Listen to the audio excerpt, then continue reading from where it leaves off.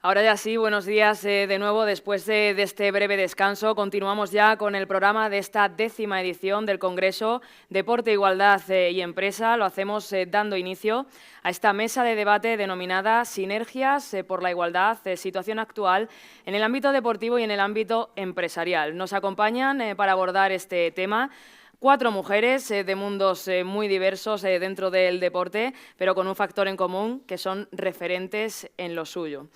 Comenzamos con una figura referente a nivel internacional en el ámbito de la gestión deportiva. Marisol Casado Estupiñán nació en Madrid en 1956 y vivió el deporte desde muy pequeña, siendo el patinaje una de sus primeras aficiones, aunque el hockey hierba fue su primer deporte federado. Con 15 años tuvo su primera experiencia olímpica que le permitió presenciar varias de las competiciones de los Juegos Olímpicos de Múnich.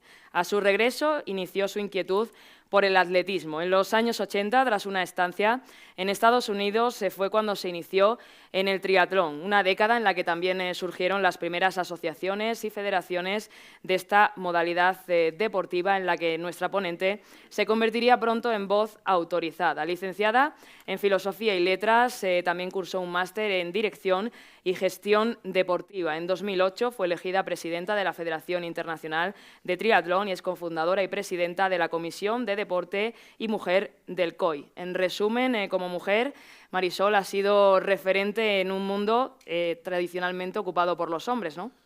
Bueno, pues sí, así es. Pero bueno, creo que estamos dando ya unos pasos muy importantes y todo va por bastante buen camino en este momento. No sé si se puede resumir porque es una andadura amplia, pero ¿cómo llegaste hasta esa posición? Bueno, ahí ya lo ves, yo he sido una niña normal, por decirlo de alguna manera. Cuando yo tenía 10, 12 años, prácticamente las mujeres no hacíamos deporte, hacíamos educación física o algo así en el colegio, saltitos y cosas así, pero esto es mucho más moderno de lo que había cuando yo era pequeña. Pero inmediatamente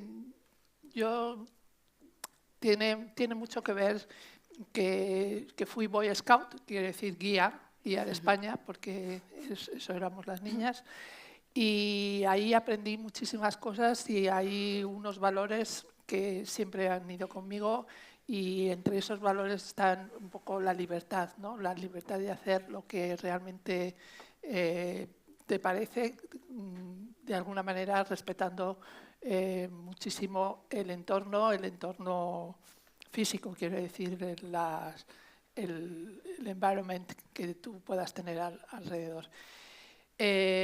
Como veis, ya en un momento determinado, como tú bien has dicho, yo estuve en Estados Unidos mejorando el inglés, y ahí ya había empezado a hacer atletismo en España, y sobre todo el atletismo en la calle. Yo es lo que siempre digo, nunca he sido deportista de élite, ya me hubiera gustado, pero no lo he sido. Pero sí que me gusta que me identifiquen por la primera generación del deporte en la calle, de deporte de las carreras en concreto.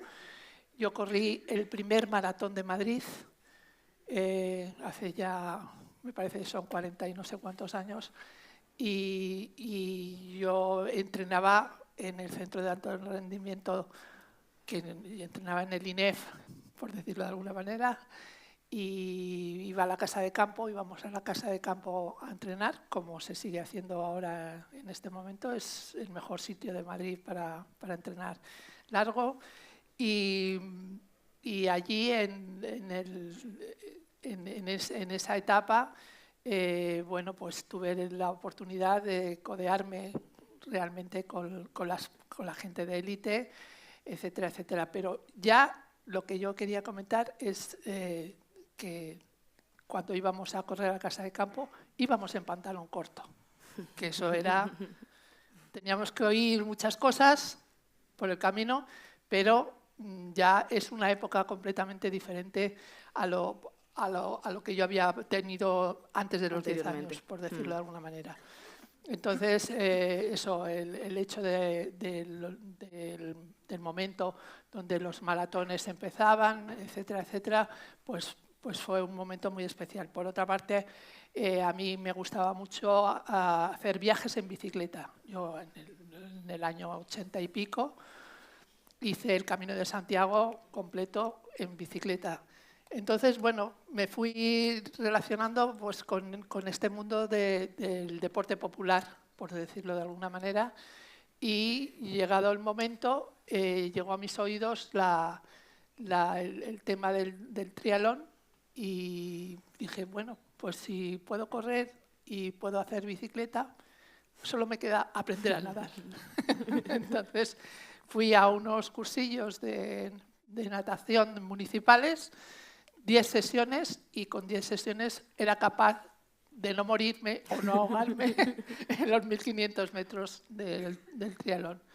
Bueno, el triatlón estaban haciendo, como otros muchos deportes que podemos ver ahora, estaba en manos de los organizadores, por decirlo de alguna manera. Entonces, no existían las federaciones. Y con los organizadores, bueno, pues en algún momento tuvimos algún problema de seguridad, o sea, que, por ejemplo, que las olas eran demasiado altas como para poder dar la salida, etcétera, etcétera. O sea, cosas sencillitas, no estamos hablando de cosas más problemáticas. Y el grupo de amigos que éramos nosotros, decidimos que nos reuníamos y empezamos a organizar lo que era lo que después ha sido la Federación Española de Triatlón. Entonces, en ese grupo de trabajo, la Federación Europea ya estaba consolidada, vinieron a España y a mí me captaron, porque eso fue así. ¿Por qué? Porque hablaba más inglés que los demás en ese momento. Tampoco hay que darle muchas vueltas. Las casualidades, ese viaje a Estados Unidos. ¿No? Entonces, bueno, pues empezamos ya seriamente, se organizó la Federación Internacional. Yo fui en representación de España ya en ese momento, eso era el año 89, y a partir de ahí pues estuve ya muy vinculada con lo que es la Federación Internacional. Siempre, cuando no estuve en el comité ejecutivo, bueno, pues de todas maneras siempre estuve bastante vinculada. Estoy hablando eso, del año 89. Y aquí quiero hacer un inciso por el tema de la igualdad, porque ya en el año 89 la Federación de Triatlón tenía los mismos en el Mundial, que fue en abril del 89, en Aviñón, en Francia. Los premios en metálico fueron iguales para hombres que para mujeres. El presidente de la Federación Internacional era el mayor defensor de la igualdad de género. Y eso yo lo heredé y lo multipliqué. Entonces, esa es una cuestión que a mí me gusta mucho poner sobre la mesa. Llegado el momento del 2008, que era lo que me habías preguntado, bueno, yo, como había estado muy cercana a la presidencia anterior de la Federación Internacional, que era un señor canadiense, bueno, yo dije, ¿y por qué no voy a ser yo la sucesora? Entonces, bueno, hablé con el Consejo Superior de Deportes, el Consejo Superior de Deportes me apoyó en esta decisión. Previamente me había presentado, era ya presidenta de la Federación Europea y fui candidata única, que es algo que es muy complicado en las diferentes federaciones, porque ser candidata única significa que todo el mundo unánimemente piensa que tú eres la mejor. Entonces, bueno, eso me dio muchísima fuerza y como fui candidata única, pues fui presidenta de la Federación Internacional, en aquel momento se llamaba ITU. En ese momento teníamos como 90 federaciones afiliadas, que es un número relativamente bajo. Y en este momento, cuando yo he dejado en octubre pasado, ya he dejado la presidencia, no me he presentado a las nuevas elecciones, tenemos 170 afiliados y ese es uno de los mayores logros, el haber podido expandir ello. He tenido otra suerte muy grande, digamos, yo digo suerte porque me gusta la palabra, y es que dentro del Comité Olímpico Internacional hay 3 grupos fundamentales o 4 grupos fundamentales: el grupo de representación de las federaciones internacionales, el grupo de representación de los comités olímpicos nacionales, el grupo de los deportistas y los propios miembros individuales. Entonces, yo fui nombrada y elegida por el Comité Olímpico Internacional en representación de las federaciones internacionales. En ese caso, pues todas las federaciones internacionales, atletismo, fútbol, todas las que están dentro del programa olímpico. Por supuesto, tuvimos la gran suerte previamente de haber sido elegidos, que yo trabajé muchísimo haciendo lobby para esa situación, siendo elegidos parte del programa fijo de los Juegos Olímpicos. Que eso, bueno, pues como ya espero que sepáis, que nosotros estuvimos en París y nadando en el río Sena. Con todo lo que conllevaba. Con todo lo que eso conllevaba.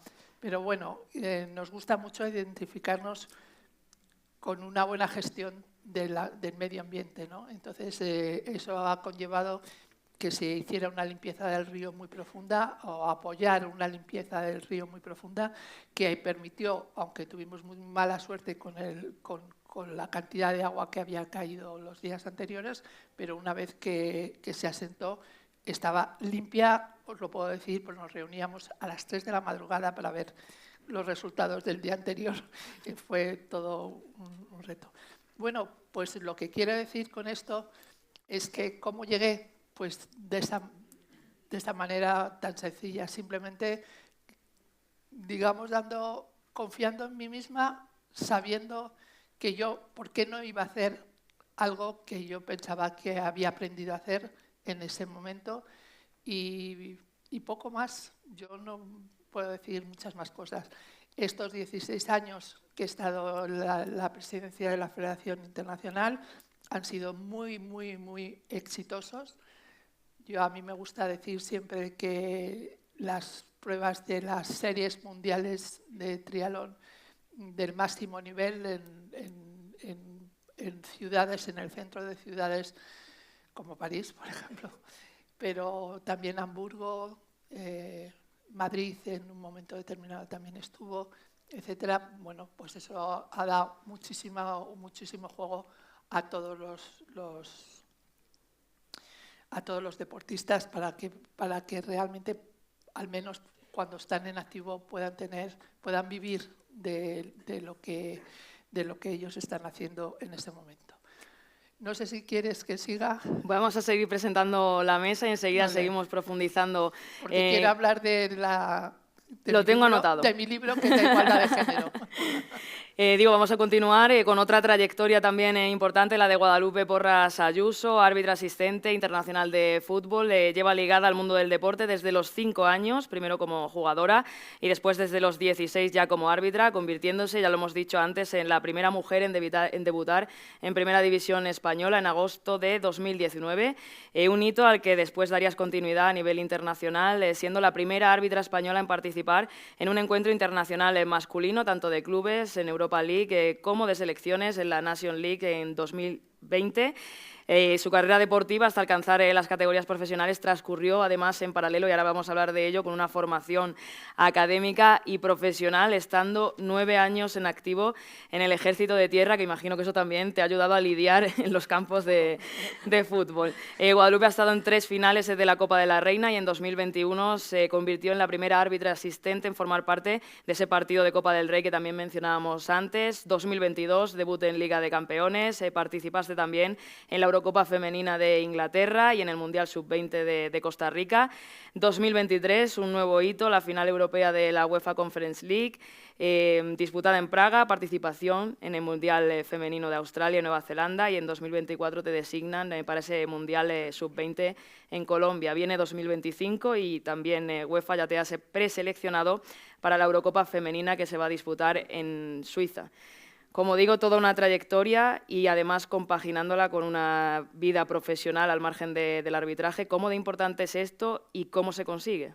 Pues para mí, buenas a todos, en primer lugar. Para mí ha sido muy sencillo porque yo empecé a arbitrar y era un hobby para mí. Entonces yo tenía claro en todo momento que no iba a poder vivir del arbitraje, era, como te digo, un hobby. Empecé también a jugar al fútbol y nunca he creído que podía vivir de ello. Entonces para mí ha sido muy sencillo porque yo siempre tenía, por así decirlo, una prioridad en formarme. Y en aquel momento me metí en el ejército con 19 años porque yo no podía vivir del arbitraje como tampoco del fútbol. ¿Qué pasa? Que van pasando los años, va subiendo de categorías y, bueno, tengo la suerte de pues, que me hacen internacional en el 2014 y ya veo que estoy en segunda B y veo que tengo una mínima posibilidad de poder alcanzar el fútbol profesional, que como todos sabéis es la segunda división.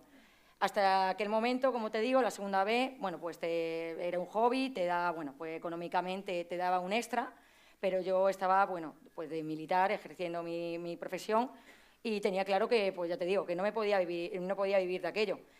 Entonces, ¿qué pasa? Yo tenía claro que en aquel momento, con 19 años, sí que es verdad que entré en el ejército y tenía otras prioridades en mi vida, pero 9 años después, a mí la mentalidad me cambió.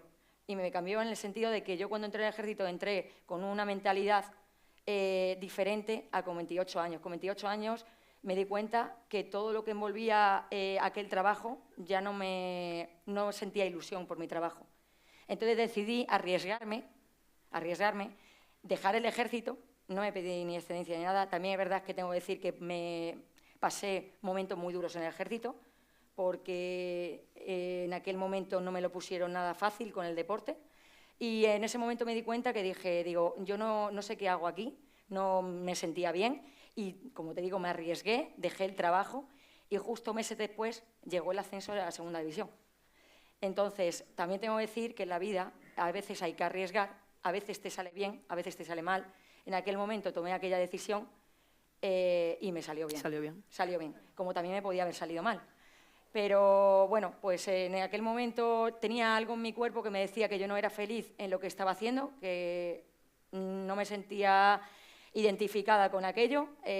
Como te he dicho antes, pasé muchísimos problemas, que no quiero tampoco recordarlos, pero eso me empujó a tomar aquella decisión que a día de hoy pues, me alegro enormemente. También tuve otro momento en mi vida de decidir. Yo jugaba al fútbol, como tú has dicho, llegué a jugar en primera división con el Puebla, un equipo que había aquí, bueno, era el único equipo femenino que había en la región. Y en aquel momento ya estaba arbitrando, estaba en una categoría regional, sí, preferente. En aquel momento ya me dijeron que el comité de árbitros que no podía estar con 2 licencias, porque ya si ascendía a tercera división ya era una categoría nacional. Y a mí me apasionaba el fútbol, pero era como que había conseguido todo en aquel momento y a mí el arbitraje me iba enganchando y era como que sentía que en el arbitraje tenía muchas cosas más que cumplir o tenía más sueños en aquel momento. Y más recorrido. Bueno, recorrido tampoco, porque yo, como te he dicho, era un hobby y en todo momento nunca pensé que iba a llegar a primera división, como estoy hoy en día. Pero era como que en el fútbol, también por cuestiones de salud, que también tengo que decir, voy a contar, voy a extender un poquillo. Bueno, pues pasé un problema de salud muy, muy grave, me tuvieron que operar del estómago y en ese momento pues es como que también necesitaba un cambio en mi vida.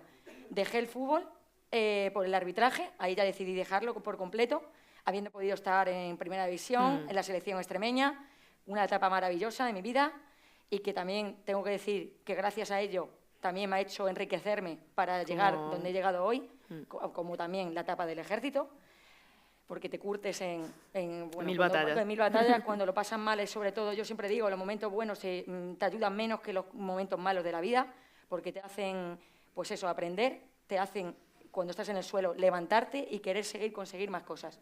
Y así ha sido. Entonces, en aquel momento también tuve esa toma de decisión, me decanté por el arbitraje, sin saber nunca, como te digo, que iba a llegar aquí, y así fue. A veces en la vida pues hay que tomar decisiones. A mí, en esas dos decisiones tan importantes de mi vida, me salieron bien, pero también me podían haber salido mal.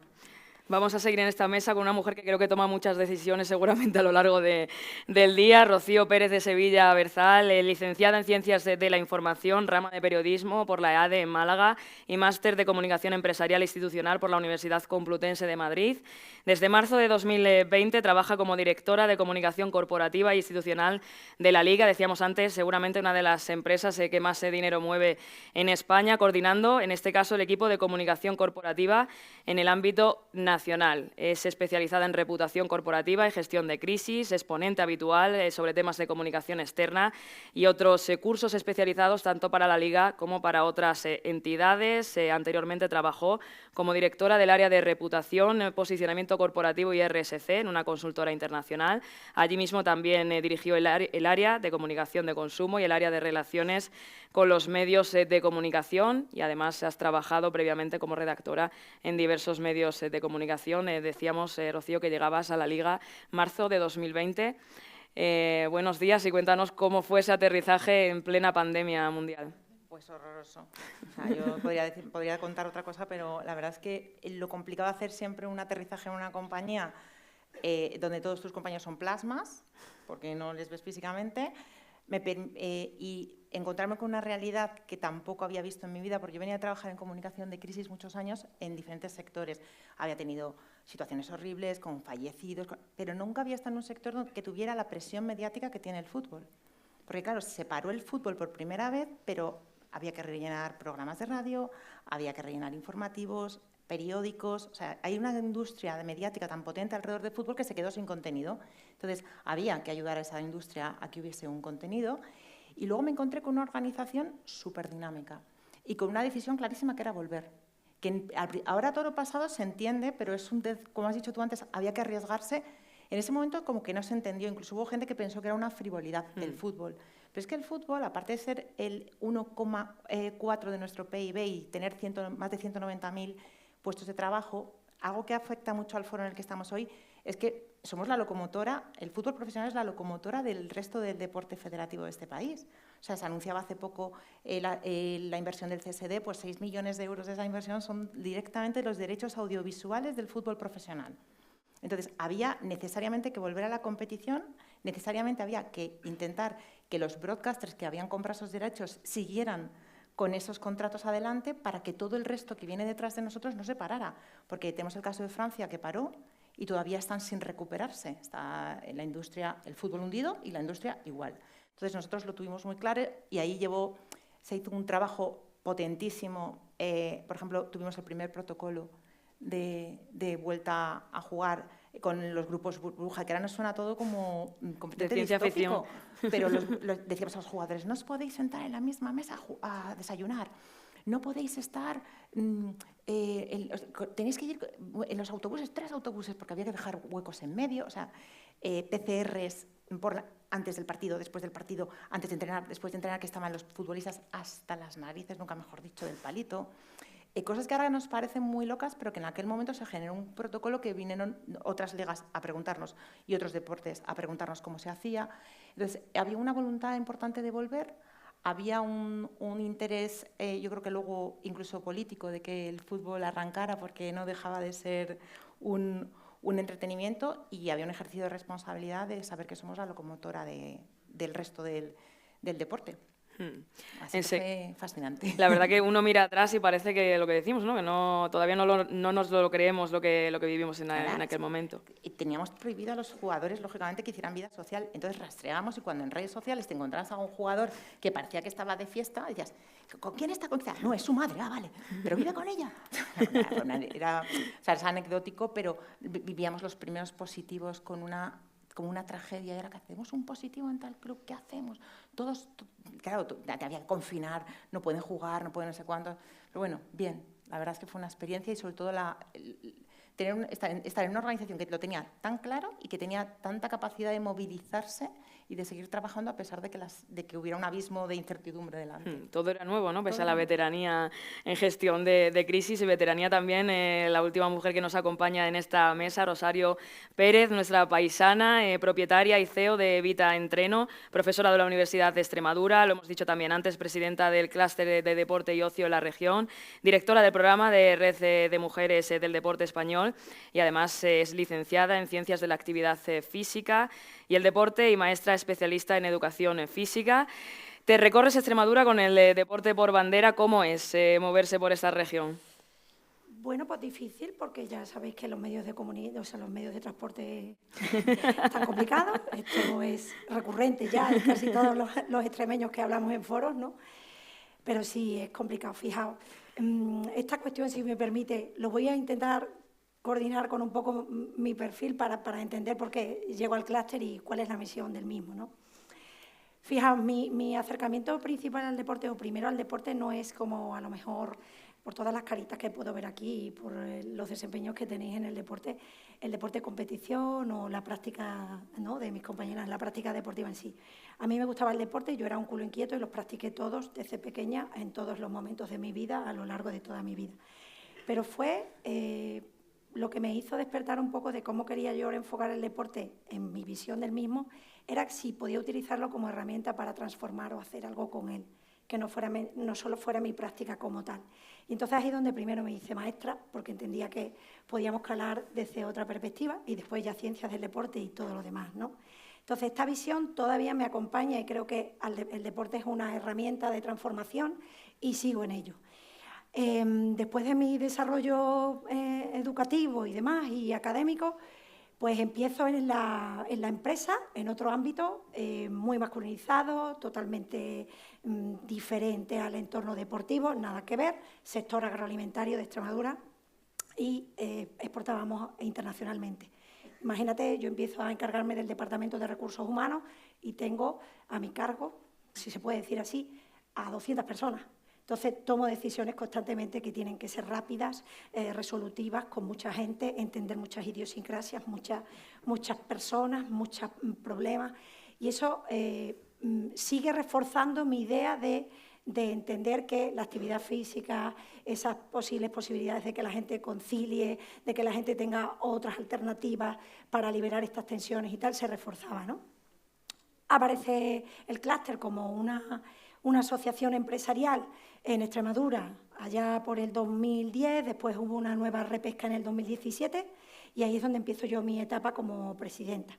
Ahora he vuelto a ser reelegida y en esta nueva estrategia que tenemos es la estrategia 2030, que tenemos una buena apuesta económica y si no fuera gracias a la Dirección General de Deportes, pues no podríamos llevar a cabo nuestro periplo en esta andadura, que está muy enfocada en hacer que las estructuras empresariales del deporte en Extremadura sean sostenibles. Y en una de esas estrategias pues estamos implantando el desarrollo de la posibilidad de acercar a las entidades y los clubes más pequeñitos de nuestra región a las medidas, que no ya hablo de planes de igualdad, porque lo mismo es raro o difícil acometerlos cuando las entidades están a cargo de poquitas personas y al final tengo que designar a un responsable de esto, pero sí las medidas que ayuden a que esto pase en las entidades, ¿no?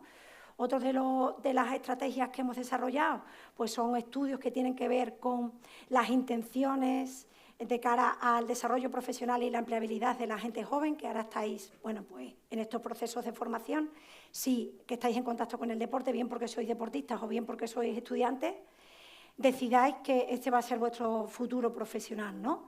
Cómo aterrizar esto en nuestra región en concreto, ¿no?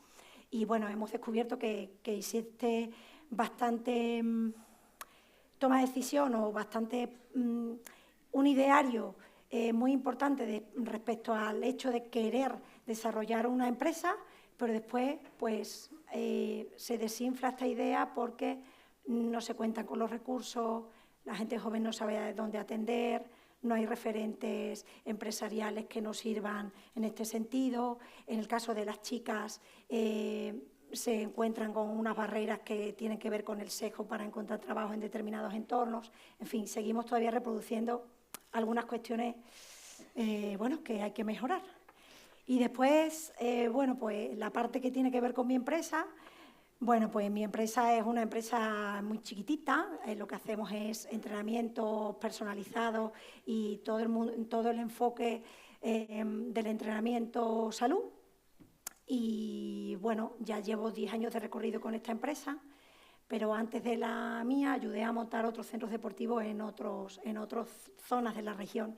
Y esto me ha servido para conocer el entramado de delfines en la región, ¿no? Y la dificultad que hay todavía con el sector privado y público en este sentido, ¿no? Porque hay veces que las decisiones políticas que se toman en estos aspectos interfieren un poco en el desarrollo empresarial en este mundo en concreto, porque a lo mejor en una población pequeñita tenemos un gimnasio un gimnasio municipal, por ejemplo, pongo un ejemplo general, un gimnasio municipal que está infradesarrollado o infraexplotado y a lo mejor un empresario podría desempeñar esa actividad solamente con, bueno, pues lo mismo, aterrizar determinados modelos de consorcio, determinadas políticas mixtas, este tipo de cuestiones que a veces pues no se considera porque se piensa más en que el municipio tenga una instalación deportiva guay o tenga un gimnasio guay, pero a lo mejor luego no se piensa en cómo esto se va a dinamizar, ¿no? En fin, son cosillas que tenemos que ir mejorando, pero que desde el sector empresarial en Extremadura estamos súper implicados, queremos hacer estas cosas. De hecho, desde el clúster hemos estado gestionando un centro deportivo municipal en una región que ha salido con bastante éxito. Es decir, estas cosas se están haciendo, pero todavía hay ahí un pequeño escollo que salvar para que, bueno, las conversaciones sean más fluidas y esto pase. Entonces, como punto de partida, a nivel de igualdad, de mujer, tenemos aquí la Liga, tenemos aquí a Guadalupe. Guadalupe al final es una excepción, tristemente, en el arbitraje. ¿Cómo es para una mujer llegar al arbitraje profesional? ¿Tiene las mismas facilidades que un hombre? Y, sobre todo, ¿existe esa brecha salarial al final cuando se llega a ese nivel? Pues, en primer lugar, tengo que decir que tenemos la suerte de... primero, económicamente, tú recibes el salario en base a la categoría que tú estás. Si estás en el fútbol masculino, tú tienes contrato con el fútbol masculino, tanto en primera o segunda división. Otra cosa es que pertenezcas a la liga femenina, que en base a esa competición, porque es otra competición, pues recibes otro tipo de salario. Entonces, quiero decir que en nuestro caso no hay brecha salarial y también las oportunidades que recibes son las mismas. Las mismas, es verdad que tengo que decir que hasta hace unos años, obviamente, no había un escaparate que ha hecho que tenga la Liga Iberdrola, que antes no había muchas chicas, por eso no llegaban muchas tampoco. Pero se nos exige lo mismo. Es decir, tú tienes que hacer las mismas pruebas físicas, los mismos exámenes, los mismos partidos para llegar al fútbol profesional. En mi caso, he tenido que hacer lo mismo.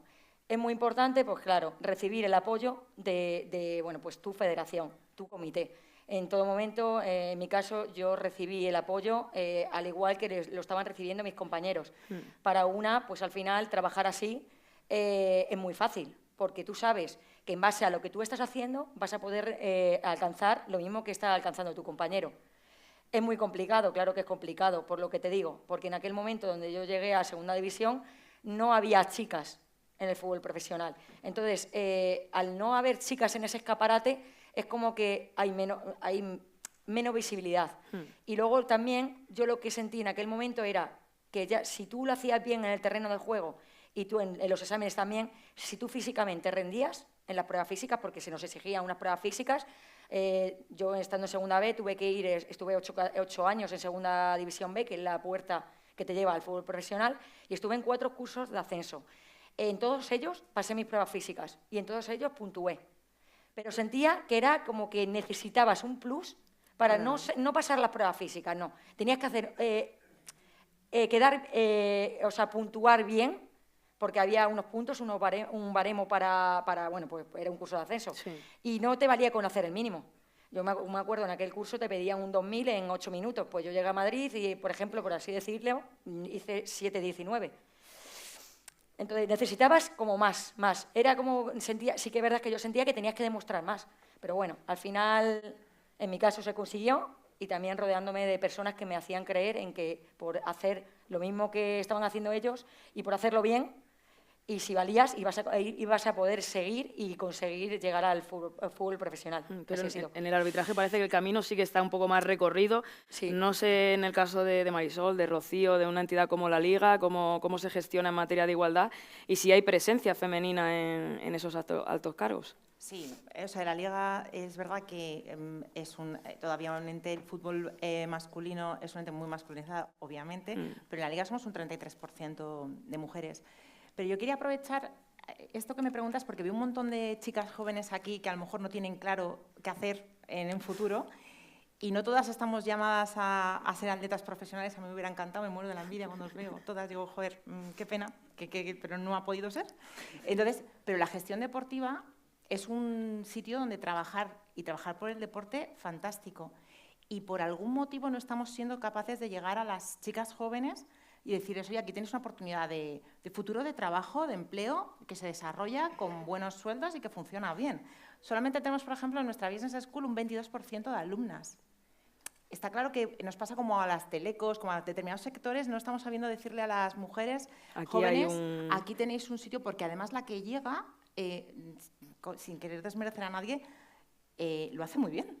O sea, tengo compañeras brillantísimas, tenemos ya 3 presidentas de clubes en el fútbol profesional. Entonces, ejemplos de árbitras internacionales, o sea, la que llega lo hace estupendamente y sirve de referente para las demás. Entonces, yo animaros a que le echéis un vistazo a esa oportunidad de futuro que ofrece la gestión deportiva, tanto para las que estáis en el mundo profesional deportivo, que en algún momento, como decía María antes, se acaba, como las que, como yo, pues físico no nos ha dado para más, pero oye, que la gestión deportiva te llena también de satisfacción. Llevar el deporte dentro de otra manera, ¿no?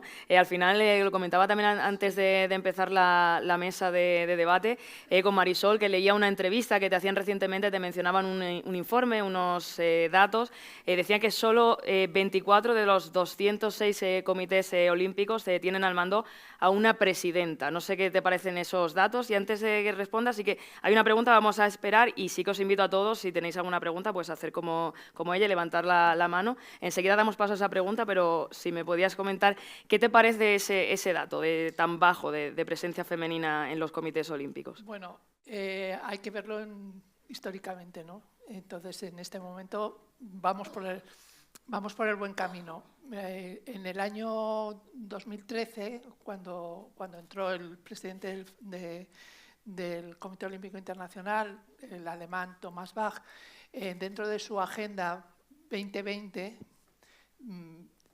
tenía una revisión de género. En esa revisión de género yo tuve la oportunidad de ser yo quien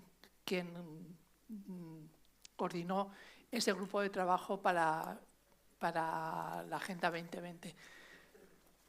Ahí emitimos 25 recomendaciones para mejorar, digamos, la igualdad de género.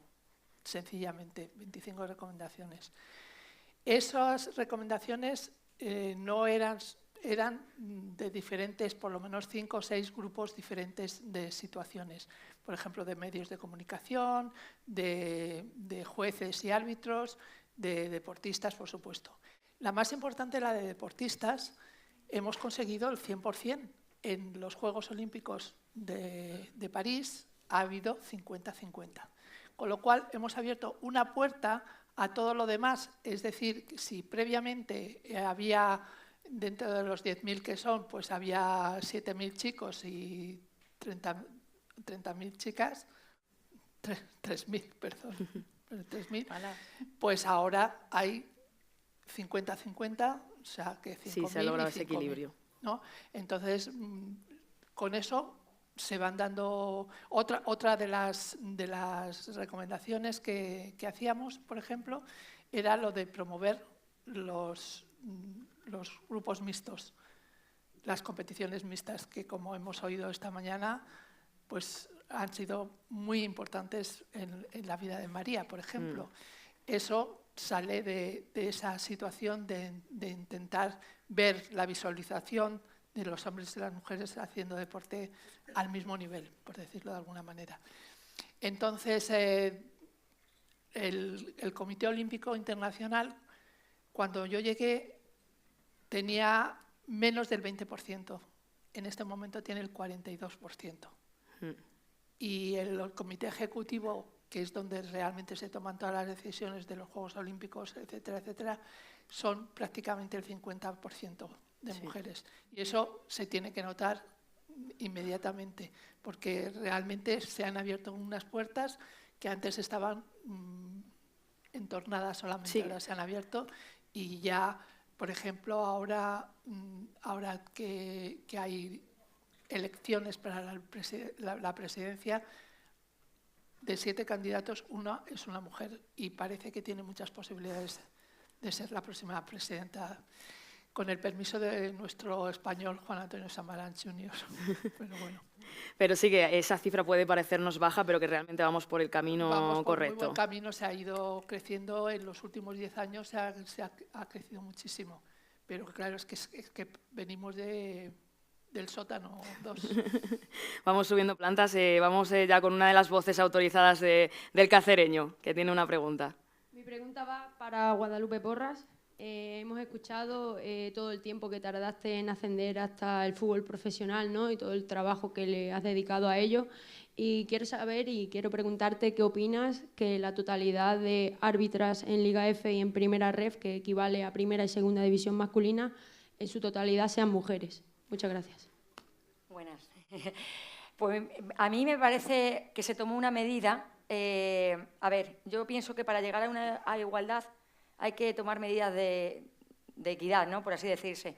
La figura arbitral femenina estaba invisibilizada en aquel momento. Existía muy poca licencia femenina, al igual que futbolistas también. O sea, es decir, el crecimiento van más de la mano. El fútbol femenino ha crecido, el arbitraje femenino ha crecido. En aquel momento se creó esa categoría porque obviamente era como un escaparate, y de hecho sí ha sido. Fue crear la categoría esa y el número de licencias arbitrales femeninas ha crecido enormemente. A mí me pareció bien, pero yo creo que al final no me quiero meter en muchos jardines en problemas, pero yo creo que es algo positivo. En aquel momento se tomó esa medida para crecer y yo creo que llegará el momento que a lo mejor pues, es una categoría muy potente, pero al final el fútbol femenino es diferente al masculino. Yo digo, sí, es el mismo deporte, pero no podemos pretender que el femenino sea igual que masculino, porque las mujeres tenemos otras capacidades, eso es otro tipo de juego. Yo he jugado al fútbol y sé que no es igual, no me puedo comparar con un hombre, pero yo soy árbitro y yo sé que mis cualidades a lo mejor son otras. Entonces, lo que hay que buscar es el aumento de esa visibilidad, y yo creo que se ha conseguido gracias a eso. Llegará el momento que ahora creo que estaban pidiendo, ¿no?, que arbitraran chicos por la valía, ¿no? Quiero a los mejores. Sí, pero es que al final tú tienes que buscar tienes que ver que esa categoría no es el fútbol masculino, es el fútbol femenino. Y futbolistas en el fútbol femenino son chicas y en el fútbol masculino chicos. Entonces, en este sentido se hizo por eso. Y yo creo que ha sido una manera de crecer. Y yo creo que arbitralmente se ha crecido mucho. En aquel momento, cuando se inició, claro, había chicas que empezaron a arbitrar con muy pocos años. Pero es verdad que yo tengo que decir que también pertenezco a esa plantilla y tengo que decir que las chicas que están ahora, hoy en día, han llegado con los mismos medios que han tenido los chicos. O sea, es decir, que ya no hay chicas que estén arbitrando ahí con 5 años de experiencia. Chicas que han llegado y que llevan mínimo 10 años de experiencia, que eso es lo que la gente no conoce o desconoce. Aunque no queremos focalizar esto en el fútbol, ya que estamos en este deporte ahora mismo, se habla mucho ahora de todo lo que está ocurriendo, polémica arbitral, habéis dicho basta ya el colectivo arbitral por todos esos insultos que tenéis que aguantar. A través de la Liga, a través del arbitraje, ¿cómo estáis viviendo, además experta en gestión de crisis, cómo estáis viviendo esta situación tan preocupante de lo que pasa en los campos de fútbol hacia el colectivo arbitral? Bueno, a ver, hay dos situaciones. Una es la que afecta al colectivo arbitral que tiene... hoy, en concreto, en la Federación hay una reunión donde están los clubes y el colectivo arbitral, de hecho ya habrán terminado, reuniéndose para ver qué modelo arbitral es el que se puede implantar para subir un paso más en la excelencia del arbitraje en España, que eso está por un lado, y por otro lado está esa impunidad que la gente tiene cuando va a un estadio de fútbol. Comportamientos que en cualquier otro sitio sea, si ahora cualquiera de vosotros dijera que te calles, que no es cuántos, no sé, o cuando fuera yo a hablar me insultaran o me llamaran cualquier cosa o se metieran con mi aspecto físico, nos escandalizaríamos. Decíamos, esta persona está completamente fuera de lugar. Eso en los campos de fútbol, por alguna extraña razón, se ha normalizado. Se ha normalizado. Y se puede insultar a una persona por su color de piel, por su orientación sexual, la conozcas o no, por su género, vete a fregar, vete a... Entonces, nosotros desde la Liga tenemos clarísimo que tenemos un compromiso para acabar con eso, que lo hacemos desde una plataforma que se llama la Liga Versus, y desde la Liga Versus se trabajan se hacen diferentes activaciones. Una tiene que ver con la divulgación, con las campañas, con los QRs que si habéis ido a los estadios últimamente, hay un QR que tú directamente puedes, si presencias un acto de odio, reportarlo. Con lo que hacemos con Futura Afición, que vamos a los colegios explicándoles a los niños que el fútbol del futuro, esto no tiene ningún sentido, que el fútbol es un deporte y un espectáculo familiar, que no puede ser que tengas miedo de llevar a tus hijos al fútbol porque sea un espectáculo no apto, porque haya dos energúmenos, por un lado en concienciación, por otro lado importante también en lo que es la actuación. Entonces, hemos conseguido, por ejemplo, en este año 2 hitos judiciales, que es que ha habido las primeras condenas por insultos racistas en un estadio de fútbol en España.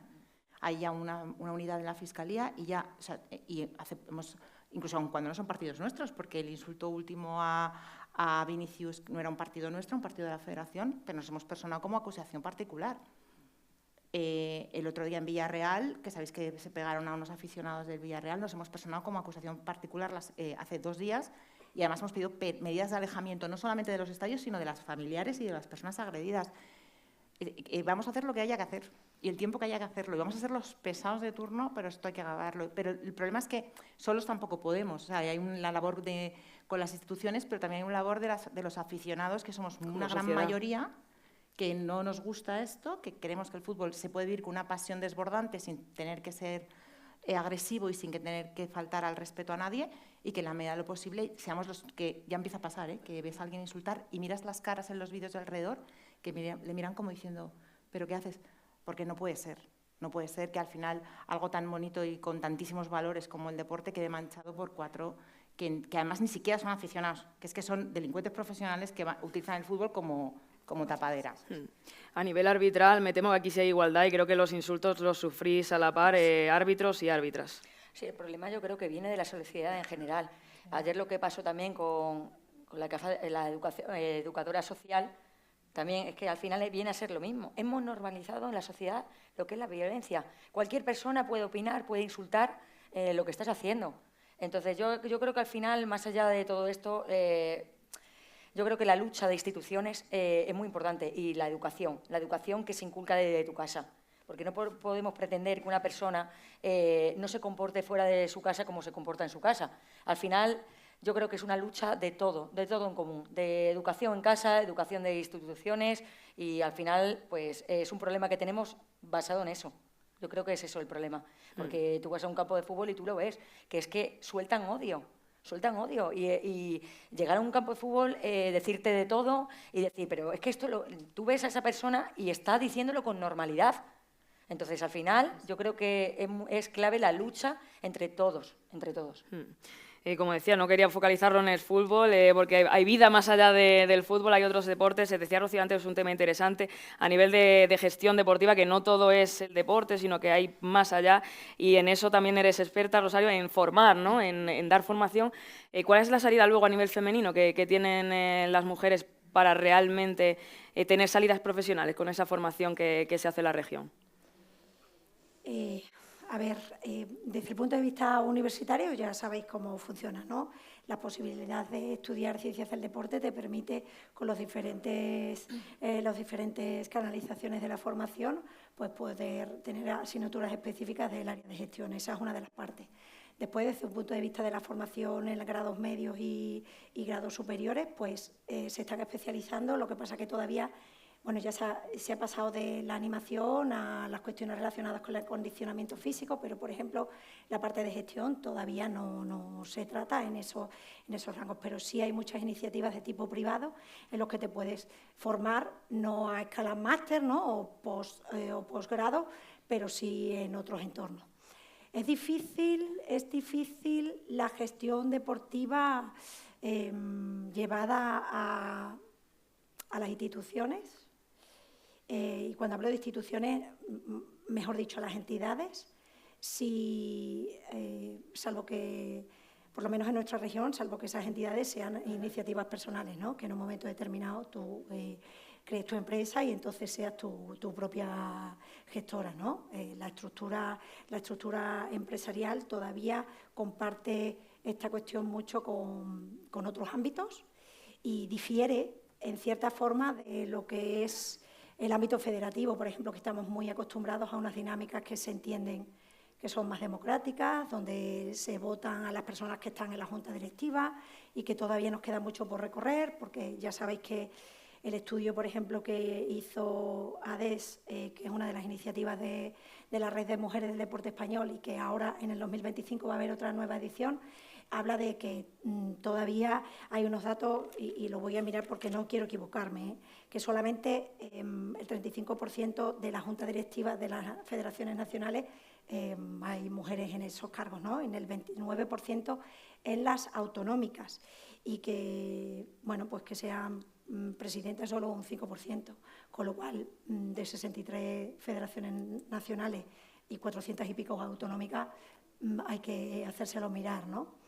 A nivel empresarial es diferente, porque a nivel empresarial el problema se vislumbra más o se ve más en las cuestiones de que las mujeres suelen acceder al desarrollo profesional en otros ámbitos, no desde la dirección, empiezan generalmente en las bases, ¿no? Y cuando hablo de esto, te estoy hablando de cargos técnicos, todo el mundo lo va a entender. Empezamos como monitores o técnicos deportivos y después vamos ascendiendo, siempre y cuando esa posibilidad existe, porque hay veces que no solamente los techos de cristal, que ya lo tenemos bastante trasnochado el término, sino la cuestión que tiene que ver también con la base y el suelo de resbaladizo, que hay veces que no hay posibilidades reales de acceder, bien no tanto por las dificultades de acceso, pero sí por las dificultades de permanencia, ¿vale? Porque la idiosincrasia del sector deportivo en los entornos, en el deporte de competición, por supuesto, ya lo sabéis, ¿no? Competir los fines de semana, los entrenamientos a unas horas que son imposibles de conciliar, estas cosas, pero a nivel de, por ejemplo, el mundo fitness, que es el que yo conozco mucho, o el entrenamiento así, o el mundo salud, pues al final tú tienes que estar en un centro deportivo hasta las 11 de la noche porque tus usuarios están allí y eso tampoco es muy compatible con la vida familiar y la conciliación personal, porque a veces tampoco puedes hacer otras cosas, ¿no? Entonces eso es una barrerita, no solamente para las mujeres, para los hombres que estén igualmente concienciados con la igualdad y quieran desarrollarse en los mismos términos, ¿no? Entonces, sí, es complicado el acceso, por esto que te digo, pero sobre todo queda un poquito de trabajo por hacer para que nos concienciemos de que hay que potenciar el talento, que hay que visibilizar que haya mujeres que tengan talento y que hay que ponerlas en valor, que hay que invertir en este talento y esta formación, que hay que preocuparse porque las mujeres se formen, porque al fin y al cabo estamos todavía en un entorno donde el acceso es un poquito más complicado para las mujeres que para los hombres, por referente, por trayectoria, por cultura, por barreras existenciales, en fin, todos estos factores que ya conocemos de otros ámbitos. Hablabas de conciliación familiar y la hay para hombres y la hay para mujeres. En esta mesa estamos mujeres. ¿Cómo ha sido para vosotras? ¿Habéis tenido alguna barrera en esa conciliación familiar, en estas trayectorias que estamos hablando tan diferentes? ¿Habéis renunciado? ¿Habéis tenido muchas renuncias importantes a lo largo de vuestras carreras? Yo no he tenido, creo que por eso soy la excepción. Entonces, yo tengo una hija que tiene ahora 30 años y ya cuando nació, su padre dijo, estamos hablando de hace 30 años, que tenía el mismo derecho a la educación de su hija que yo. Entonces, siempre se ha hecho cargo de ella en ese sentido y quizás, bueno, pues digamos que según qué momentos ha sido, daros cuenta que yo he viajado, bueno, no he contado los días que está fuera de casa porque mi mundo es el mundo, pero bueno, yo tengo que decir que me di cuenta de ese detalle, ¿no? Porque era cuando estábamos formando el grupo de trabajo del Comité Olímpico Español de Mujer y Deporte, etcétera, etcétera, y que es ya hace mucho tiempo, y te dabas cuenta, pues yo no tengo problemas. Entonces, claro, una vez que entras más, dices, por eso estás donde estás, porque eres la excepción a ese problema. Tú eras una excepción, pero me imagino que en tu entorno sí que había esas mujeres que no contaban con esa posibilidad de conciliar. Claro. En vuestro caso, no sé si habéis tenido alguna renuncia a lo largo de... Tú empezaste muy joven, llevas toda una vida dedicada al arbitraje, no sé si ha llegado el momento en el que has sentido que realmente no podías conciliar, porque también, lo comentábamos antes de esta mesa, pasas muchísimo tiempo fuera de casa. Obviamente un deportista gana mucho por la parte de tu trabajo, también se pierden grandes momentos con tu familia. Eso es la realidad, porque pasan muchos días. Antes decía María que pasaba 180 días fuera. En mi caso también, por ejemplo, el año del Mundial, me voy tanto al Mundial absoluto como a la Eurocopa, al Mundial sub-20 como a la Eurocopa, y paso el verano entero fuera de mi casa. Es obvio que tienes que perder muchos momentos junto a tu familia o tus seres queridos. Pero bueno, al final es tu trabajo, es tu pasión. Yo tengo la suerte de que mi trabajo es mi pasión. Claro, yo también. Entonces es un privilegio poder dedicarte a lo que siempre ha sido tu hobby o que ha sido tu pasión. En mi caso me he perdido muchas cosas, pero también he ganado por el otro lado, que en mi caso sí que pongo la balanza y me prima más lo bueno que lo malo. En el caso de la Liga, no sé cuántas veces suena el teléfono cuando una está cenando tranquilamente en casa. A ver, yo tengo una circunstancia personal con la que ya entré en la Liga y lo puse encima de la mesa nada más llegar. Soy madre de 3 niños, la mayor tiene 12 ahora y los pequeños tienen 9 los dos, mellizos, y soy viuda. Cuando yo llego a la Liga estoy ya en esas circunstancias con los niños, pues eso, 5 años más pequeñitos. Entonces yo ya puse encima de la mesa, como venía de una consultora internacional, que yo no puedo viajar, yo no puedo estar 3 noches fuera de mi casa y menos lejos, porque aquí, he dormido ya aquí, pero es una estupidez, pero tengo la sensación de que si pasa algo, cojo el coche y en 3 horas estoy allí. Y para mí es una paz mental que no puedo perder. Entonces, yo llego a la Liga con esa premisa. Entonces, es verdad que yo no viajo, yo no estoy fuera porque no puedo. Ahora,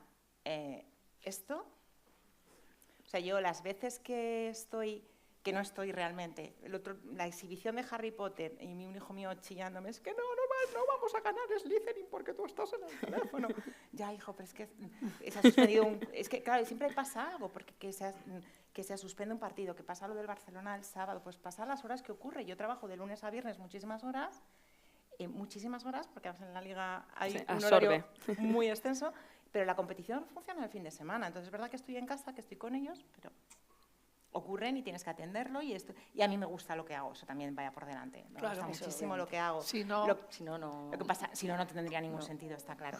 Pero sí que hay veces que yo tengo que confesar que hay días que digo, ostras, como sobre todo cuando se enfadan ellos, eso lo gestiono francamente mal. Aquí otro voto por la terapia, que es otro melón que abrimos en otro momento, pero lo ha comentado María antes. La importancia de que mentalmente te cuides y que afrontes tu maternidad y tu papel. Tus decisiones al final en la vida, sea la que sea.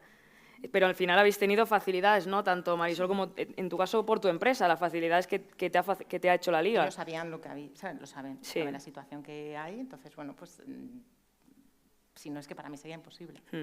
En tu caso, con tantos frentes abiertos, me imagino que también la conciliación tienes que encontrar puntos de apoyo.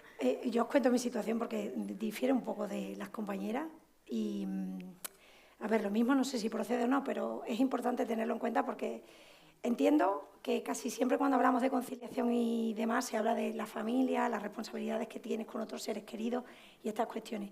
Y hay veces que no se habla de la autoconciliación y de... Sí, por eso decía, decisiones que se toman más allá de las familiares. Justo, entonces, en un momento de mi vida concreto, donde el reloj biológico te dice o es ahora o ya no vas a ser mamá, pues yo me quedé embarazada y, bueno, tuve un proceso malo, y un aborto muy malo y una situación hospitalaria de muchos días con riesgo vital, en fin, complicado para mí. Entonces, la persona que por aquel entonces era mi marido y yo nos sentamos un ratito, me acuerdo allí, con la bata verde y tal, y estuvimos diciéndonos, bueno, vamos a ver, esto es, lo intentamos de nuevo, ya cuando te recuperes o tal, tú estás en esto, no estás, y entonces a mí realmente se me vino a la cabeza, digo, a ver, quiero que retomemos esta conversación de aquí a un mes, cuando yo esté un poquito mejor y mis hormonas estén, tú ya sabes, porque nos pueden pasar algunas malas pasadas en la toma de decisiones, ¿no? Antes lo hablábamos con el entrenamiento, ¿no? Pero en general. Y yo en el hospital ya pensaba una cosa, y cuando llegué a mi casa y después de un mes seguía pensando lo mismo, que yo dije, bueno, yo esto lo he intentado. Ha sido un proceso, me ha parecido que lo mismo no he vivido la parte buena del proceso, solamente he vivido el proceso previo, pero para mí es bastante más estimulante en este momento puntual y para yo, por salud mental, enfocarme en mi proyecto profesional, con el que estoy súper convencida, con el que soy capaz de dedicarle 14 horas al día, todos los días de mi vida. Y entonces, si yo estaba dispuesta a hacer eso profesionalmente, entendía que, como yo veo la visión de la crianza y cómo se tiene que enfrentar, que respeto todos los modelos de crianza, cuidado, solo faltaría. Pero iba a ser incompatible conmigo y además yo me iba a estar entendía que me iba a estar traicionando a mí misma. Así que en ese momento vital tomé otra decisión, esto que hablábamos antes, ¿no? Que estamos todo el tiempo tomando decisiones y que ahora que soy más jovencito todavía no se ve eso muy claro, pero el recorrido vital te da para mucho.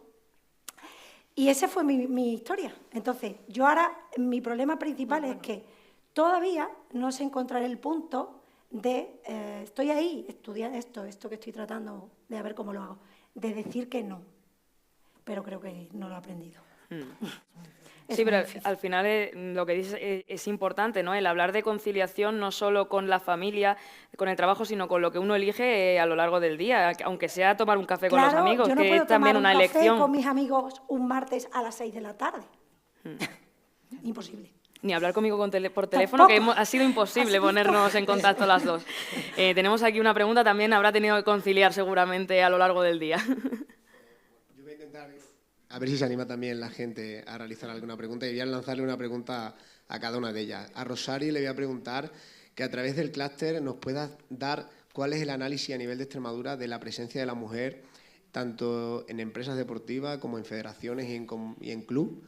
¿Cuál es en este caso pues tu apreciación o lo que es tu impresión? Vale, gracias por la pregunta. Y me gustaría responderte más positivamente, pero te voy a responder con la realidad, ¿vale? A ver, fijaos, el clúster, por si no lo sabéis, es una entidad que aglomera o intenta integrar empresas, en este caso, del sector de deporte y del ocio de Extremadura. Nosotros nos hemos intentado en sus inicios que hubiese una representación de todo el sector, de todo el entramado deportivo en Extremadura, de que haya empresas de consultoría deportiva, empresas del entrenamiento, empresas de comunicación, empresas que hacen formación deportiva, empresas que hacen dinamizaciones deportivas en entornos acuáticos, que atienden a la diversidad, es decir, un surtido amplio y que representa a todo el sector y que además fuera equitativo entre Cáceres y Badajoz. Y en este periplo, pues es muy difícil encontrar empresarias del deporte en Extremadura. De hecho, que Rosario siga siendo la presidenta del clúster tiene mucho que ver con eso, porque a mí no me importaría que otra compañera lo fuera, pero al final todavía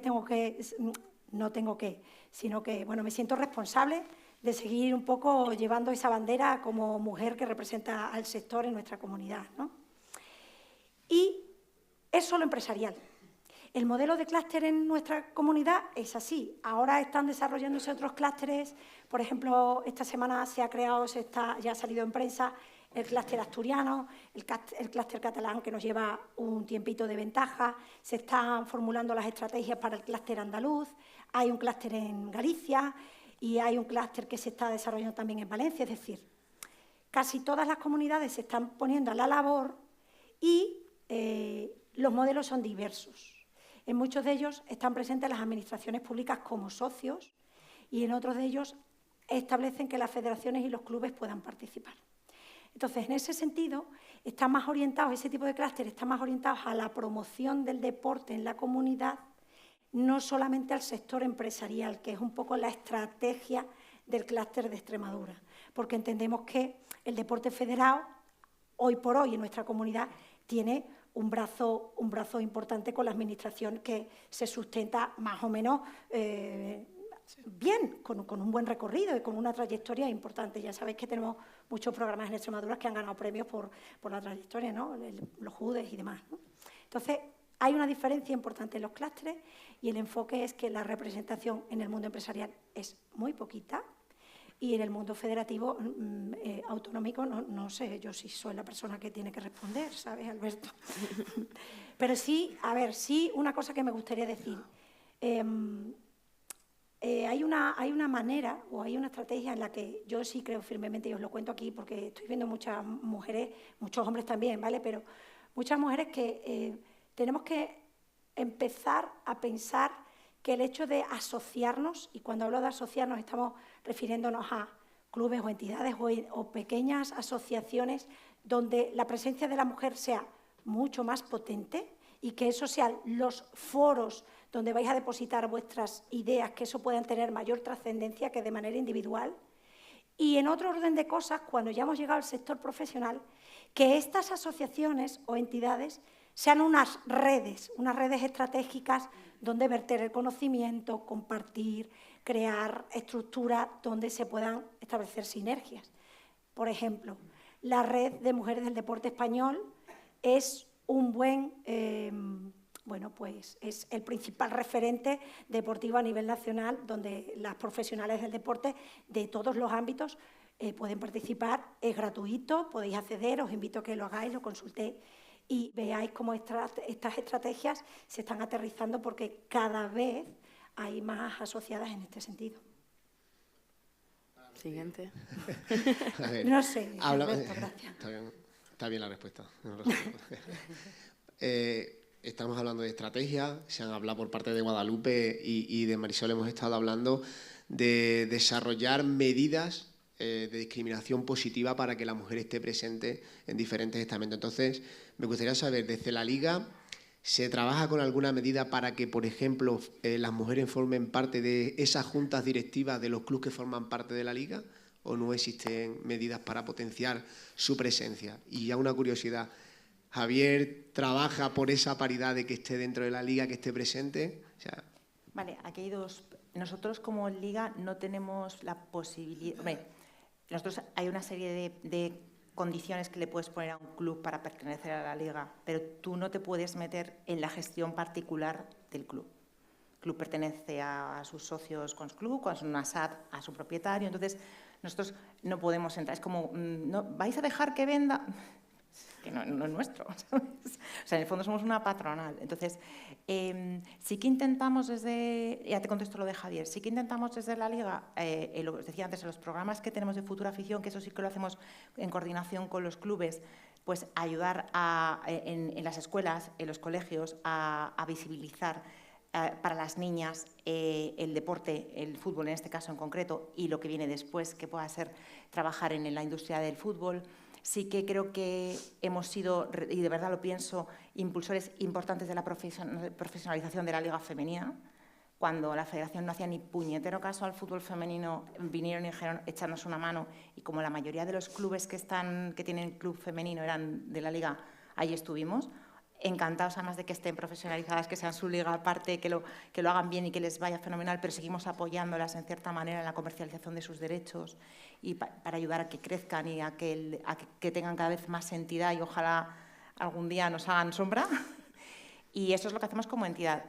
Javier Tebas, pues es una persona bastante concienciada con el tema.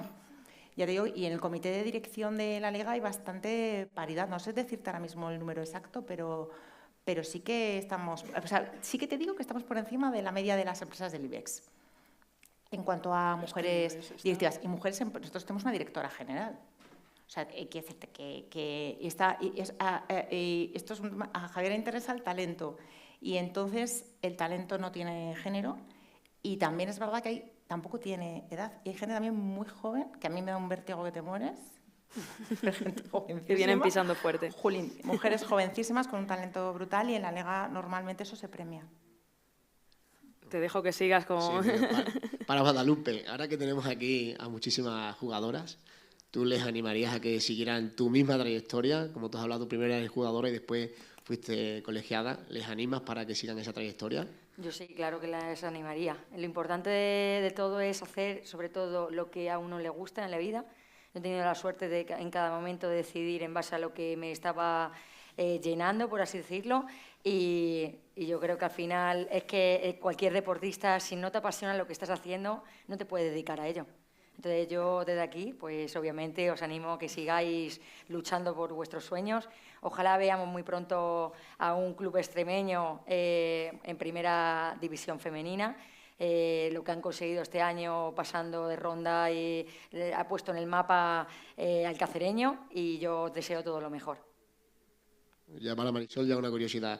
Me hablas que llevas desde el año 80 prácticamente vinculada al tema de lo que es el deporte. ¿Te has encontrado alguna situación de discriminación por parte, en este caso, de alguna federación dirigida por hombres, o has encontrado alguna situación que tú consideres? Yo olvido los malos momentos. Sí, por supuesto, pero claro, yo ya me he movido en un momento y en una situación en la que venimos de una situación tan negativa, digamos, en el número de mujeres que están en la cúpula, que te das cuenta que lo que está pasando no se están dando ni cuenta, que es lo peor que puede suceder. Pero yo, por ejemplo, en términos generales, con los presidentes de las federaciones internacionales, he estado por lo menos 10 años que era la única mujer que llevaba una federación internacional. Estaba en la asociación de federaciones internacionales de programa olímpico en verano, que éramos 28 federaciones en ese momento, y cuando llegó la hora de luchar, digamos, por estar en el Comité Olímpico, en el Comité Ejecutivo, pues tuve que hacer lobby solamente con hombres. Entonces, eso me veía en una situación difícil, por lo menos, porque es muy difícil hacer lobby para una mujer con todos los demás hombres, porque el lobby es irse a tomar un café, irse a tomar una copa, no sé qué, tal. Y eso no está conmigo, la verdad. Entonces, bueno, ahí me vi un poco agobiada por la situación. Pero en términos generales he tenido una época, yo soy muy positiva, eso sí que es cierto. He vivido en una época de movimiento positivo, y me siento parte de ese movimiento positivo. Entonces, realmente, para mí ha merecido la pena, y por eso, cuando he dicho que se me olvidan las cosas más negativas y me quedo con lo más positivo, y es eso, el haber podido poner mi granito de arena tan claramente como he tenido la oportunidad de hacer. Abrimos de nuevo el micrófono para quien quiera lanzar alguna pregunta, porque ya estamos llegando al final. Si alguien quiere preguntar alguna cuestión a estas 4 mujeres que nos acompañan. Por aquí veo una mano levantada, por favor. Mientras tanto, yo quiero daros las gracias y la enhorabuena por la organización del evento. De este 10º aniversario ya del Congreso. Que, por cierto, yo estuve en el primero también. Ah, también, mira, pues. Pues dicho queda también, entonces estuvisteis las dos. Sí. Vamos ya con esa pregunta por aquí. Hola, quería hacer mención sobre la violencia que se está reflejando en cualquier evento deportivo. No es que defienda al aficionado esa conducta, pero también yo creo que mucha culpa la tienen pues la actitud de los jugadores, la actitud de los presidentes de los clubes, los entrenadores, los árbitros, por su a veces actitud un poco prepotente. No sé, yo creo que si todos colaboraran un poquito, estaríamos hablando de otras cuestiones. Yo sé que es un deporte, sobre todo en el fútbol, baloncesto, demás, de mucho contacto y se generan muchas situaciones violentas. Pero si el jugador, en lugar de atizar, en lugar de avivar la polémica, los medios de comunicación también se fijan y realzan lo que realmente es un pequeño, digamos, roce, porque siempre ha habido en el mundo del deporte, ha habido en el triatlón, por ejemplo, o en la marcha que hemos tenido antes a María Pérez. A mí me sorprende cómo los árbitros amonestan o expulsan de una competición, pero de una forma pues amable. Te saca la tarjeta y no pasa nada. Pero es que en el fútbol, perdóname, pero hay árbitros que te ponen la tarjeta delante como decir, a ti te vas para casa porque lo digo yo.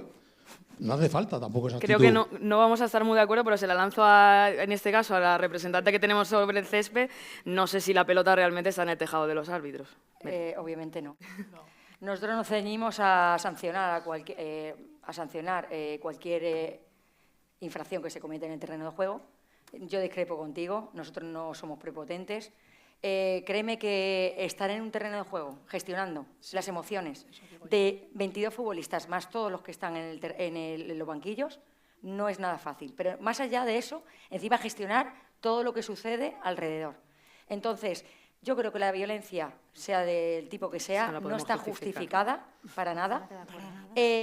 Hace poco también me gustaría mencionar al abuelo de un árbitro de balonmano que murió porque fue a defender a su nieto estaba arbitrando un partido de balonmano, fue a defenderle porque había un aficionado que estaba increpándole, llegándole a agredir y por eso ha muerto. Creo que es una barbaridad lo que está pasando y lo que estamos dando por algo normal, que no sé dónde nos va a llevar esto en un futuro. Los árbitros en los últimos meses estamos soportando acciones que son barbaridades. Nos están amedrentando, nos están intentando, porque al final nosotros, cuando llegamos, en mi caso, a Primera División, tienes que tener en las espaldas una experiencia, un bagaje para poder aguantar todo lo que está sucediendo a tu alrededor. Pero lo que está pasando últimamente, creo que no hay que justificarlo de ninguna manera. Perdóname, pero creo que no estoy de acuerdo contigo de la manera prepotente. No estoy justificando la actitud. Digo que toda esta...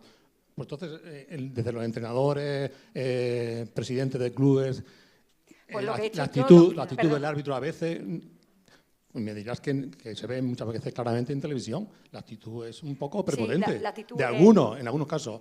Usted está fijándose solamente en unos casos muy concretos, que si el abuelo de tal, son casos puntuales. Pero si el presidente, por ejemplo, del Real Madrid no autoriza a esos vándalos que tenían antiguamente, los protegía, pues generará menos violencia, ¿no? ¿Por qué ahora nos estamos echando? Es que el público parece que aquello es una batalla campal. Yo no estoy echando la culpa a nadie. No, me refiero que la actitud de cada uno de nosotros... Fútbol, ¿no? Vamos a extrapolarlo, ¿vale?, a lo que pasa en el rugby. Yo también he hecho en falta que exista esa educación que existe en el rugby. Yo he ido a ver un partido de rugby y a la figura arbitral la tratan con un respeto que ya quisiéramos. Y yo he sentido hasta envidia, porque al árbitro juez de rugby le tratan con un respeto, y en el fútbol, ¿qué pasa? Todo el mundo sabe de reglas de juego, pero luego les preguntas y no saben realmente. Todo el mundo puede juzgar, todo el mundo tiene derecho a opinar, pero en el rugby, sin embargo, si ha tenido usted la posibilidad y la oportunidad de ir a ver un partido de rugby, siento envidia de cómo tratan a la figura arbitral, y yo creo que eso en el fútbol no ocurre, como para juzgar que si la prepotencia de una decisión o no. Yo creo que más allá de eso, con opiniones como la que usted tiene, estamos incrementando y alimentando a que pueda existir violencia hoy en día. No. Lo siento mucho. Yo creo que se me está interpretando mal. Sí, yo no estoy a favor. Creo que tenemos más preguntas y no me quiero quedar sin tiempo, pero bueno, que yo creo que desde luego tenemos que trabajar entre todos, eso queda claro, pero la sociedad va a jugar un papel fundamental porque al final lo que tenemos en común todos los que estamos en el terreno de juego es que somos parte de una misma sociedad, con lo cual entre todos es como tenemos que encontrar, yo creo que el conjunto para que no pasen situaciones como las que estamos contando, y los que vivimos los partidos a pie de campo creo que tenemos seguramente más que decir porque al final allí se escucha todo y aguantáis en esas espaldas, y yo lo escucho casi todos los domingos lo que pueda aguantar un árbitro, y como dices, para llegar a una categoría profesional se han tenido que escuchar por desgracia, muchas cosas. Creo que hay una pregunta por aquí. Sí, muchísimas gracias. Y otra sí. por ahí ahora después. Empezamos por solo esta. me gustaría... he estado trabajando en la gestión deportiva, en la dirección deportiva. He trabajado en la Asociación de Futbolistas, que teníamos mucha vinculación con la Liga. Enhorabuena por la jornada. La verdad es que me identifico con todo lo que decís, respetando la intervención que ha habido ahora. Mi hijo desde hace 10 años fútbol. La verdad es que yo necesito que haya más empatía con el colectivo arbitral, porque es muy, muy, muy difícil.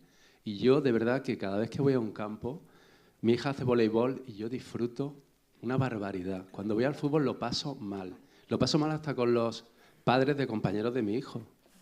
Y me parece terrible. O sea, yo creo que hay que hacer una pedagogía porque no hay respeto, no hay colaboración muchas veces del colectivo de futbolistas. Y lo digo y he estado dentro del colectivo. Y creo que también el colectivo de entrenadores. Todos tenemos que remar porque al final los futbolistas profesionales son el ejemplo hacia los más pequeños. Y yo de verdad que creo que hay que hacer un plan a corto, a medio, a largo plazo, porque para mí es un auténtico escándalo. O sea, cada semana nos levantamos en muchos medios con episodios de violencia verbal, violencia física. O sea, chapó al colectivo arbitral porque tenéis muchísimos méritos, de verdad. Lo digo por ahí, lo digo porque has dicho también el incidente que hubo, por desgracia, de un aficionado en un partido de baloncesto, creo, pero por desgracia el 90 y tantos % es de fútbol. Y creo que los medios de comunicación también hay que apoyar, las instituciones, las familias. Los medios transmiten a las familias que sus hijos van a ser Ronaldo, Messi. Yo cuando estaba en la AFA hicimos un estudio, el 0,05 llega a categoría profesional. Entonces esto es formativo, es lúdico y luego muy poquito, en base a ciertos componentes y condicionantes, llegan a la élite. Pero esto es formativo. Entonces yo chapó, Guadalupe, de verdad. Y tenía una pregunta, no me extiendo más. Marisol, eres un referente a nivel internacional. ¿Qué ejemplos podemos tener? ¿Por qué España quizás está años luz? Creo que ahora mismo solo tenemos una federación nacional. Es compañera mía, Elisa Aguilar, en la Federación de Baloncesto. No hay ninguna presidenta más. O sea, yo creo que tenemos que tener esos referentes y tenemos todos que apoyar a que haya más federaciones y más gestoras, pero por desgracia no lo hay. No sé si ahora mismo con las últimas elecciones que ha habido federativas solo tenemos Elisa en la Federación Nacional de Baloncesto. Que yo sepa, sí, desde luego. No sé si hay alguna más, pero tú que estás a nivel internacional, ¿estamos años luz de España de otros países en cuanto a que haya muchas más federaciones con mujeres dentro de las presidencias? Ahora mismo, vamos, Gracias. en las federaciones internacionales olímpicas, ¿no?, que son las que yo conozco mejor, solamente hay, en este momento, incluyéndome a mí, somos 3. Yo ya me he bajado porque no me presentaba a las elecciones. Entonces, las otras 2 es la Federación de Golf, sí, la Federación de Golf y la Federación de tenis de mesa, es que iba a decir ping-pong. Ellas 2 son suecas, que es algo que es significativo. Entonces, bueno, creo que la situación está muy, muy complicada para todos porque venimos de una situación muy, muy masculina. Ahora, un poco para ser positivas, lo que hay que ver ahora mismo es la segunda fila o la tercera fila. Es decir, secretarias generales, directoras generales, etcétera. Eso es muy importante porque de ahí también es un camino, porque hay que darse cuenta que estamos hablando de un liderazgo de presidencia y eso es muy complicado para un hombre o para una mujer. Entonces, esa situación, bueno, se mitiga, digamos. ¿Y cómo se puede regular? Pues en las federaciones, ya sé que en otros ámbitos no se puede hacer, pero en las federaciones con cuotas de mujeres y, como ella decía, esto es una situación que no tiene por qué seguir una vez que se solventa el problema, pues ya no tiene que seguir. Pero, por ejemplo, en mi federación de triatlón, en la internacional, tenemos regulado cuántos hombres y cuántas mujeres tiene que haber en el Ejecutivo. Entonces ya con las elecciones directamente tienen que salir las cuentas. Entonces tenemos que tener ir hacia el 50%, pero si estamos en el 30 o en el 40, pues bueno, mucho mejor que si estuviéramos en el 10. Recogiendo el guante de lo que decías al principio, bueno, pues sí que es verdad que los medios de comunicación también tenemos que hacer, aquí por la parte que me toca, un poco de autocrítica en cómo gestionamos también todas esas situaciones que se viven a nivel de sociedad, de deporte y de lo que aguantan tanto el colectivo arbitral como las propias y los propios futbolistas, que también escuchan lo suyo dentro de los terrenos de juego. Vamos ya con otra pregunta aquí.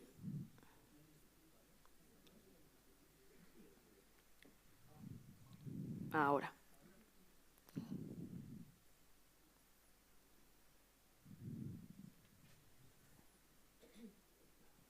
Bueno, se está Ahora quedando. sí.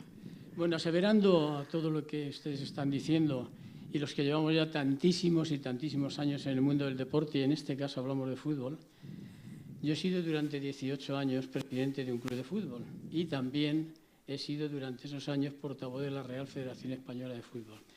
La inquietud que yo siempre he tenido ha sido el respeto y viene de la educación. Si no hay educación, indiscutiblemente es muy difícil que el niño pueda tener respeto a nadie si no lo tienen los padres y si no ve un ejemplo. El ejemplo, por mucho que quieras decir, viene el fanatismo de los padres a la hora de... Yo he tenido niños que me han venido diciendo, mire, es que a mí no me gusta el fútbol, pero me trae mi padre. Bueno, vamos a ver, al niño hay que hacerle feliz, pero... Y edúquele en el éxito, o sea, perdón, en la felicidad, no en el éxito, pero que no quiera usted prolongar su fracaso deportivo en que el niño sea que esté ahí. Entonces yo me imaginé, me inventé y dije, bueno, vamos a ver qué podemos solucionar. Yo me reuní con los padres y les dije, ven ustedes, el mal comportamiento que tengan ustedes, tanto con la afición contraria como con el árbitro, va a haber una sanción para su hijo. Y luego cuando yo esté a casa y su hijo diga, papá, vamos a jugar, le dice, no, hijo, es que no puedes. Y le explica a usted que su comportamiento ha sido el culpable de los 2 partidos que no va a jugar su hijo. Hombre, ¿no va a decir usted eso? Digo, sí, sí. Si es que la educación indiscutiblemente empieza en la familia, la culturización se da en el ámbito pedagógico que tenga del colegio, pero la educación tiene que tenerla la familia. Si su hijo presencia que usted se pega con un contrario e insulte al árbitro, pues muy bien, después tenga usted, a ver cómo le dice a su hijo que no va a poder jugar 2 partidos porque está sancionado por su culpa. Bueno, ¿y qué hacemos? No, ustedes mismos. Y se lo va a explicar usted a su hijo. A ver si empezamos a tener un poquito de educación. Eso se me ocurrió, eso lo hice y os puedo decir que fue muy, muy, muy, muy positivo. Los padres tenían mucho cuidado de a ver por qué le decían a su hijo que no iba a poder jugar porque le iban a sancionar por su comportamiento. Simplemente es una idea que se me ocurrió. Sanciones, ¿no? También porque, bueno, hablamos del fútbol base, que al final pues también son muchas situaciones yo, las que... particularmente yo a mí, o sea, yo ahora me imagino si tuviera que llevar a mi hija o mi hijo a fútbol y ver lo que sé, porque no hace mucho estuve viendo un partido de fútbol base y, o sea, los padres, como antes estaba comentando, peores que los chicos que están jugando y que están ilusionándose y que están haciendo... Es que se trata de practicar deporte. Es que están practicando deporte, son niños. Al final yo he tenido que escuchar, písale la cabeza, tú si le das el doble, no te quedes quieto. Y yo digo, vale, ¿qué va a aprender este niño de todo esto? Entonces, al final, estoy de acuerdo con los dos. Creo que es una educación que tiene que venir desde casa. Voy a pedir brevedad ya para la última pregunta, brevedad para la pregunta, brevedad a ser posible también para la respuesta, que vamos ahora ya con Paloma del Río. Sí, buenas tardes. Aprovechando la presencia de Marisol, ¿no? y de Rocío y de Guadalupe en el ámbito del fútbol, de la Liga y del fútbol, con el tema, colación del tema de la violencia en el deporte. Yo vengo del deporte del triatlón, con escuelas formativas, he trabajado durante mucho tiempo con niños. Y es cierto que ese respeto y esa digamos, educación hacia el árbitro, hacia los jueces o oficiales, es plena. Y ahora, en el ámbito del fútbol formativo que me encuentro, es un choque muy fuerte el que he encontrado, el que veo todos los fines de semana, que no hay respeto, no hay educación, bueno, insultos, etcétera, lo que estabais comentando, ¿no? Quería aprovechar si existe alguna forma de que federaciones autonómicas nacionales de otros deportes en los que se ve que se tiene mucho más respeto a la figura del árbitro, existiese esa colaboración para poder crear programas formativos para los chavales jóvenes y evitar que este tipo de situaciones vaya más, porque creo que la violencia nunca está justificada, pero lo que está pasando en el mundo del fútbol es grave y debemos poner ya punto y final a esto de forma rápida. Yo creo que además no has participado en esta parte del debate y sé que no estabas muy conforme con ciertas afirmaciones. Te cedo a ti la palabra, además como representante, en este caso más institucional, de lo que es el fútbol, si realmente puede aprender de otros deportes. Seguro. Y si se trabaja sobre todo para ello. Seguro que sí, seguro que sí. Lo que pasa es que no solamente tenemos mucho que aprender de otros deportes, sin duda, pero también tenemos un hándicap que muchas veces es una ventaja, pero que creo que no se ha puesto encima de la mesa y que es relevante, y es el foco mediático. En el resto de los deportes, cuando el espectador se sienta a verlo, no sabe lo que sabe del árbitro cuando se sienta a ver un partido de fútbol, que es que ha dicho, no, viene un poco disgustado porque ayer a su hijo le ha pasado, o sea, lo saben todo del jugador. No, pues que está triste, que tiene no sé cuánto. Es una presión ya personal, o sea, es tal invasión, lo digo, hay tanto espacio para hablar del tema que ya esto empieza a ser una especie también como de salseo alrededor de las figuras. Entonces, yo creo que forma parte también de la pérdida de respeto hacia las personas que son profesionales de esto. Entonces, creo realmente que es que todos sabemos cómo hay que hacerlo. O sea, no creo que sea un problema de que la gente no sepa lo que tiene que hacer. Es un problema de que por algún motivo que se me escapa, cuando llegas, la persona que cruza el estadio de fútbol, en un estadio de fútbol hace cosas que no haría en un estadio de baloncesto, que no haría en un campo de rugby y que no haría viendo tenis. Pero allí, pues sí, ¿por qué? No, de verdad que si ojalá tuviera la respuesta. ¿Tenemos que aprender cosas de otros deportes? Pues sí, por ejemplo, yo envidio absolutamente cómo se trabaja en la Liga F todo el tema de la homosexualidad, que está totalmente integrado y no hay los problemas en un momento dado que pueda haber alrededor del fútbol masculino. También dice en la Liga pues, que nosotros no podemos decir a los jugadores, si los hay, que se expresen o que digan su orientación. Es que esto es su lugar de trabajo y cada uno es libre de hacer lo que quiera. Pero es verdad que yo creo que no es un tema de que la gente no sepa, es un tema de concienciación y creo que tenemos que ser entre todos. O sea, tiene que ser que seamos nosotros los que le digamos al que está gritando, ¿qué haces? ¿Qué dices? O sea, porque no es normal y que además nos sintamos empoderados. Lo que pasa es verdad que por el motivo que sea, pues en el fútbol nos estamos permitiendo unos lujos que tienen que dejar de pasar, porque son profesionales haciendo su trabajo. Y todo el mundo piensa además en el futbolista estrella con los 2 Lamborghinis en el garaje, pero es que eso no es así. Es que esos gritos ocurren en el fútbol base. Es que lo estamos copiando en partidos de federación donde los jugadores no tienen sus trabajos aparte de jugar al fútbol. Es decir, y en cualquier caso, que el dinero que ganes tampoco justifica que tengas que estar aguantando determinados insultos y determinadas vejaciones en tu lugar de trabajo. Quizá hay que evitar para que el fútbol no contagie a los demás deportes, más que al contrario. Que además quiero, y a lo mejor aquí me meto en un jardín, quiero pensar además que la incorporación de la mujer en los estamentos arbitrales, cada vez más en las aficiones, cada vez más que esto lo va a equilibrar porque en cierta manera tenemos también otra manera de funcionar y otra manera. Entonces, si nosotras no copiamos roles masculinos y al contrario, imponemos más los roles que tenemos nosotros, que también nos enfadamos, pero somos menos violentas en general y tenemos esa gestión de la emoción, sobre todo si tienes a los niños delante, te controlas un poco más, pues yo creo que a lo mejor poco a poco también ahí tenemos un papel nosotras de mejorar esto. Somos iguales pero diferentes al final. Nos quedamos sin tiempo, yo sé que nos quedan muchísimos temas por tratar, como siempre. Me quedo con una frase que también has dicho, el talento no tiene género. Aquí hay 4 mujeres perfectamente válidas y quizá lo que hay que hacer es apostar, cuando hay que hacerlo, por el talento femenino. Y con eso nos vamos a quedar. Hacemos una pequeña pausa simplemente para estirar piernas y enseguida continuamos. Agradecemos a estas 4 mujeres, como digo, Marisol, Guadalupe, Rocío y Rosario, su presencia aquí. Pequeña pausa y regresamos.